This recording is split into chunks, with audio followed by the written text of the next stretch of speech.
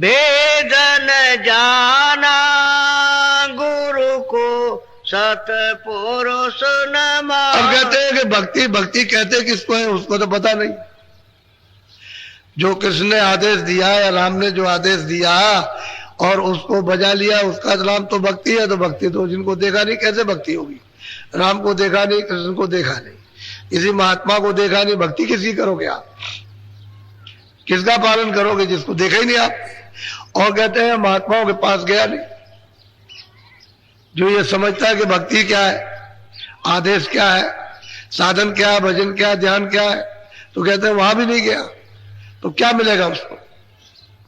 कैसे समझ में उसकी आएगा? वो तो जो समझता है कि हमने रामायण पढ़ ली, गीता पढ़ ली, भागवत पढ़ ली, हम तीर्थों में हुआ है, चलो यही भक्ति है हमारी। अब इसको भक्ति कोई अगर कह दिया जाए कि खराब काम क्यों करते हो, तो कहेगा हम नहीं मानते इसको। तो भक्ति किस बात की है? किसकी भक्ति कर रहे हो? अरे भक्ति तो उसी को कहते हैं जिसके आदेश का पालन हो। आदेश का पालन नहीं तो भक्ति किस बात की? पति तो उसी को कहते हैं पत्नी की बात माने, पत्नी उसको कहते हैं जो पति की बात माने। अब भाई शिष्य तो वही, मुरीद तो वही है जो मुर्शिद की बात को माने, गुरु की बात को मान ले। नहीं भक्ति किस बात की? तो कहते हैं भक्तों की शरण में तो गया नहीं, ना भक्ति का भेद सुना, और कहते हैं भक्ति भक्ति भक्ति भक्ति भक्ति। कोई रामायण गीता पढ़ने का नाम भक्ति नहीं है। उसमें जो लिखा है उसका पालन करो, तो वो तो एक भी नहीं कोई करता। बोलो। गुरु सबको पार लगावे जो जो उन चरण कहते हैं कि जब वो वहां से आते हैं सतलोक से, सतपुरुष, वो तो आता नहीं, वो तो मालिक तो वही रहेगा, वो तो न कभी आया न कभी आएगा। तो जो उस बोध में जो सूरत आती है वही संत कहलाती है। कहते हैं उनको तो जाने ही नहीं उसको कि ये कहाँ के रहने वाले हैं, कहाँ से आए, क्या करेंगे। और जब तक कि वो मिलेंगे नहीं तब तक इसका छुटकारा हो नहीं सकता। ये उससे अलग हो गया, उस धारी से अलग हो गया, उस नाम से अलग हो गया, तो उसके साथ जुड़ेगा कैसे जब तक वो जोड़ने वाले ना मिले? वो तो एक धार फेंक रही है, उसको अपने से अलग कर दिया।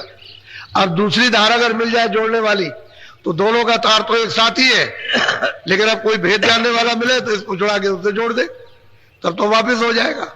अब एक फेंक रही, उस धार पर बैठा हुआ, वो बराबर फेंकती चली जा रही, और ले जाकर के उसने खानों तक पहुंचा दिया। अब वापस जाने की धार उसके पास है नहीं। तो बिना भेद के, बिना महापुरुषों के जीव कैसे उतरेगा?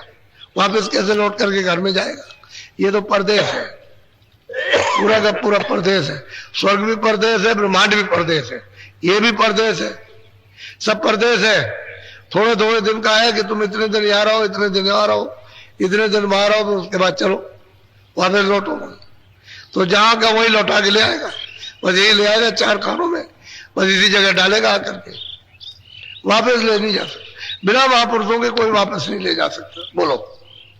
गुरु से तू बेमुख फिरता मन के नित सन। कहते हैं मन से तू भोग बांटता इत्यादि में फंसा हुआ और गुरु से बेमुख है। गुरु कहता है कि भाई तुम चलो वापस घर में लौटो, चलो बैठो अपने घाट पर बैठ करके भजन करो, सूरत को शब्द के साथ जोड़ के चलो, ले चलो। तुम घाट पर बैठ तो जाओ तो हम खिंचाई करें। अब ऐसे कि इंद्रियों के घाट पर अगर खींच ले तो अभी कल ही घबरा जाता है। अब किसी की जरा सी खिंचाई होते ही डर गया, हमसे अब नहीं हो सकता, मुझे डर लगता है।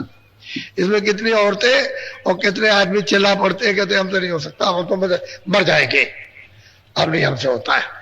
तो असल में घाट पर जब इंद्रियों के बैठा रहेगा तो भय तो लगेगा ही। तो कहते हैं सूरत के घाट पर आओ, दोनों आंखों के सामने आओ, यहाँ बैठक बना लो, तो गुरु यहाँ फिर खिंचाई शुरू करे, तो घाट बदलेगा नहीं। इंद्रियों के भोग विकारों में फंसा रहेगा, और जब विकारों से खिंचेगा तो कहेगा हमारा ये सब जा रहा, अब तो हम चले जाएंगे यहाँ से, सब कुछ छीन गया, रोएगा चिल्लाएगा, फिर लौट के उसी में फंसता। तो मन के सन्मुख रहता है, जो गुरु आदेश देते हैं उसका पालन नहीं करता, उसको नहीं समझता है कि गुरु किस काम के लिए आते हैं। इसलिए सूरत को पारी उतारने का काम है उसका, लेकिन वो तरतीब से उतारेंगे। एक दफे तो उन्होंने दे दिया, जब दूसरे को दे दिया तो अब लेने का तरीका भी तो होना चाहिए।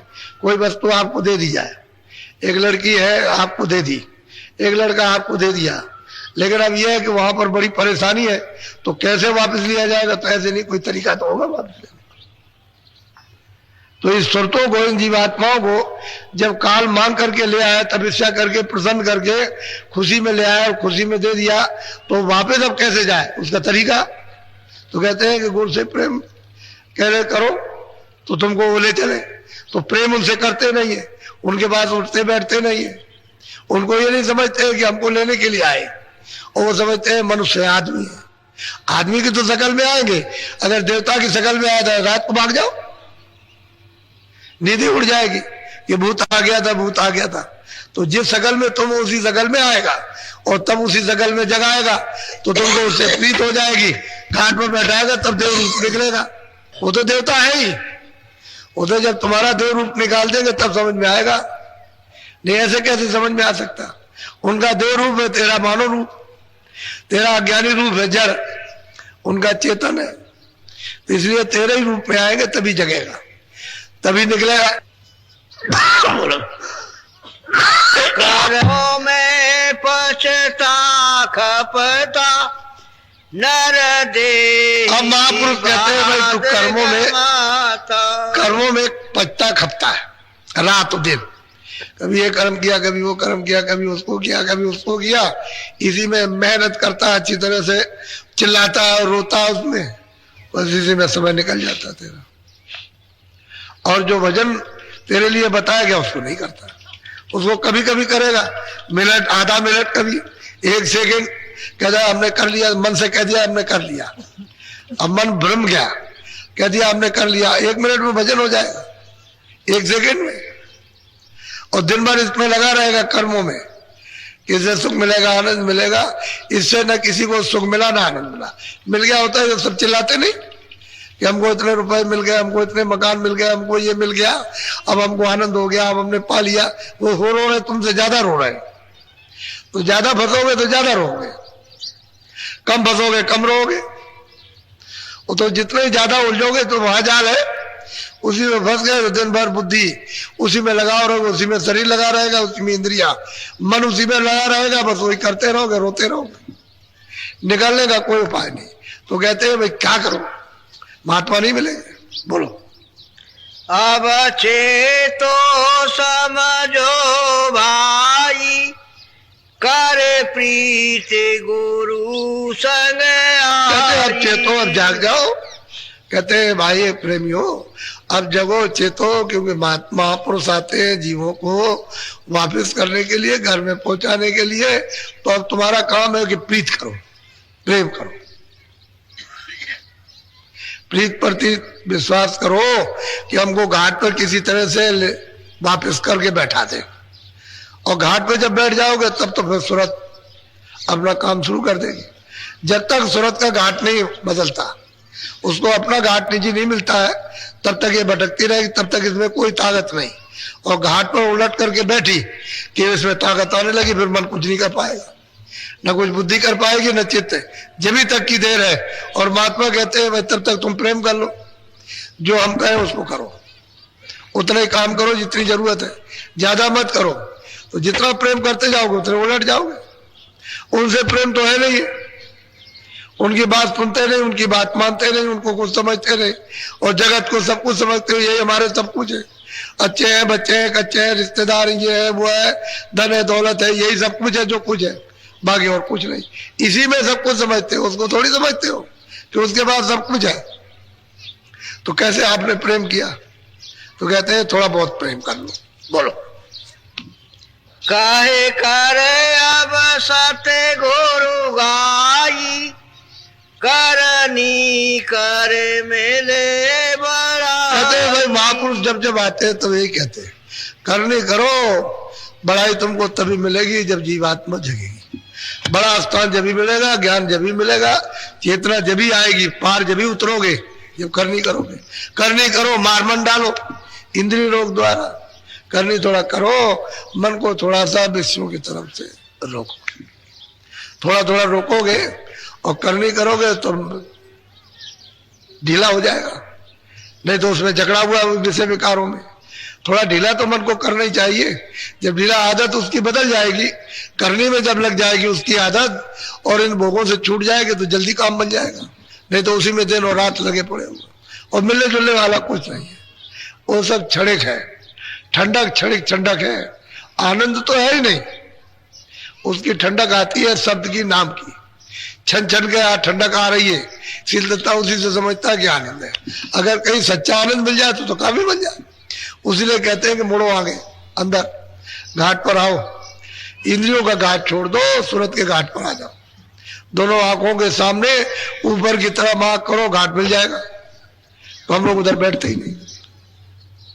और थोड़ा एक आध मिनट कभी ऐसा किया और बस फट से किसी ने कुछ कह दिया, कहीं कोई आ गया तो आंख खोल दी और खोल करके उठ के चल दिए, काम करने पूरा दिन निकल गया। आप कुछ नहीं कर पाते।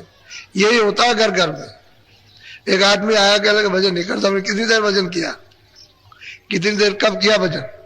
तूने तो एक दिन भी भजन नहीं किया। कहता भजन नहीं बनता। अगर एक दिन भी करता, मिनट 2 मिनट भी, तब तो तेरा कुछ बनता। तूने तो कुछ नहीं किया। वो कहता भजन नहीं बनता। ऐसी शिकायत करने वाले बहुत से होते, करते कुछ नहीं, कहते भजन नहीं बनता, करेंगे कुछ नहीं, विषय विकारों में बसे रहेंगे और कहेंगे भजन नहीं बनता।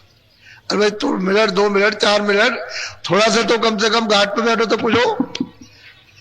अब तुम घाट छोड़ दिया और चाहते हो यहाँ कुछ मिल जाएगा, इधर कुछ है नहीं। तो जहां कुछ नहीं वहां क्या मिलेगा? वो तो स्थान ही सूरत के जागने का नहीं, वो तो सोने का स्थान है। तो सूरत सोई हुई है, जड़ में फंस करके तो जड़ हो गई, अब सो गई, अचेत हो गई। अब जहां जागना वहां ये जाती नहीं। तो बिना महात्माओं से प्रेम किए वो कैसे जाएगी? वो मिल जाए पूरे तब तो मिले। तो कहते हैं गुरु करो खोज कर भाई, सबको एक तरफ से करा भाई। कोई अगर जाना चाहो पार तो गुरु करो खोज कर, कोई गुरु में बहु पार न जाई, कोई पार नहीं जा सकता।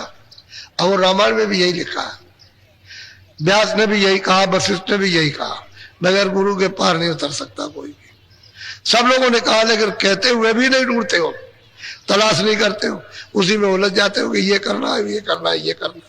इस संसार के जड़ काम, तो जड़ में आपका जन्म होगा। जहां आशा था बासा, जड़ की आशा जड़ में बासा। चेतन की आशा करोगे तो चेतन में बासा मिलेगा। तो चेतन की आशा तो जो चेतन जानने वाला हो वो मिलेगा और बताएगा कि भाई तुम घाट बदल के चेतन में चलो, तब तो चेतन में बासा हो। अब जड़ की चीज है, जड़ में फंस गए, मिला कुछ नहीं। जब अभी नहीं मिला तो बाद में क्या मिलेगा? इसलिए आप सबके सब सत्संग की ज्यादा, सत्संग का नशा होना चाहिए। सत्संग से सब मालूम भी हो जाएगा, सत्संग से भजन भी बनता, जागृति भी आती है, विकार भी दूर होते हैं। सत्संग से बहुत बड़ा लाभ। सत्संग सफाई करता, धो डालता, मन को भी धोएगा, चित्त को भी धोएगा, बाहर से भी धोएगा, अंदर से भी धोएगा। सूरत को भी धोता है और मतलब बाहर इंद्रियों को भी धो डालता। सत्संग नहीं मिलेगा तो सोते रह गए। ये सब जो कुछ फल है आपको सत्संग का, कि जब आप दौड़ धूप करके थोड़ा बहुत सुन लेते हो, उसी से इतनी जागृति आ गई, उतना ही समझने लगे भाई तो कुछ नहीं है। जो कुछ था वो तो हम लेकर के बैठे हुए, तो हमको पता भी नहीं था।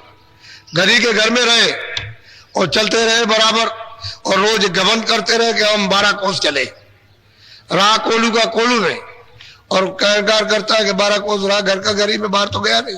तो वही मन है, इसी में लगा रहता है, ये किया वो किया, और कहा हमने तो आज कर लिया था और किया कुछ नहीं। अरे पता तो महापुरुषों के पास जाकर के मालूम होगा कि तुम करते हो कि नहीं करते हो, किया कि नहीं किया।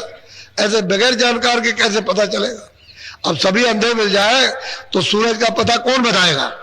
सबकी आंखें बंद हो जाए, ये कौन कहेगा ये सूरज निकला? एक आध तो होना चाहिए जिसकी आंख ठीक हो और सूरज को देखता हो, वही तो बताएगा। कहेगा नहीं सूरज है, देखो रोशनी हो गई और ये निकाल, सब अंधे रहे। तो महापुरुष आते हैं सूरज के समान, वो उस मालिक को देखते, कहते हैं चलो भाई चलो, ये सब अंधे हैं, चलो तुमको आंख दे।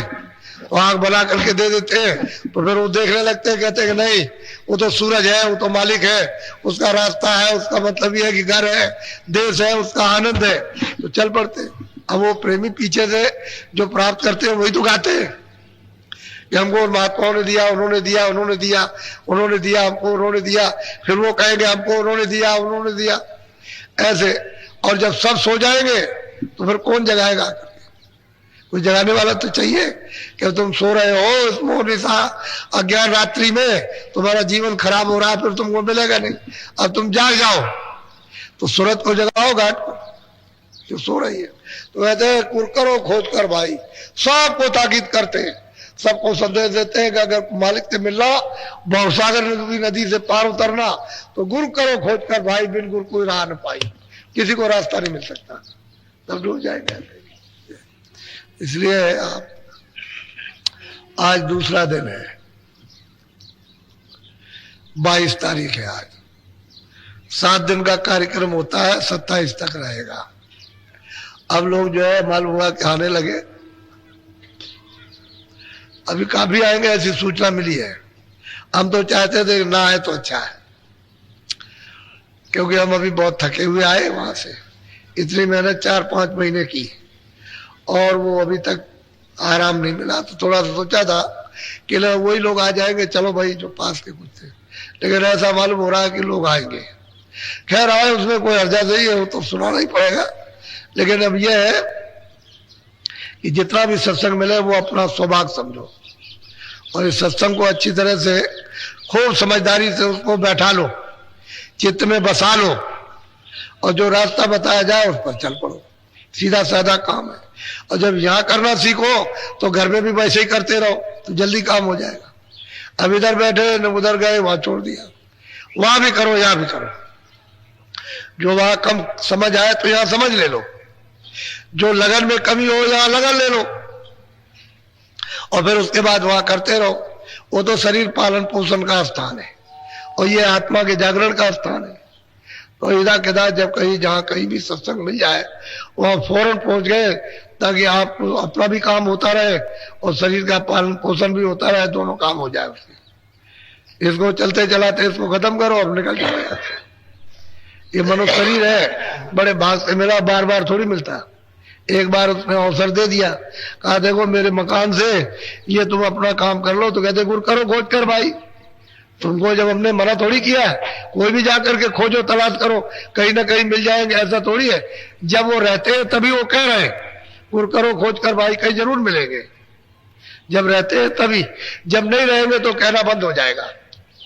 फिर महापुरुष कभी ऐसा कहेंगे ही नहीं, फिर बंद कर देंगे कि नहीं अब नहीं मिलेंगे आप, चाहे जितना खोजो तलाश करो। नहीं ऐसा नहीं, गुरु करो खोज कर भाई, बिल्कुल कोई राह न पाई।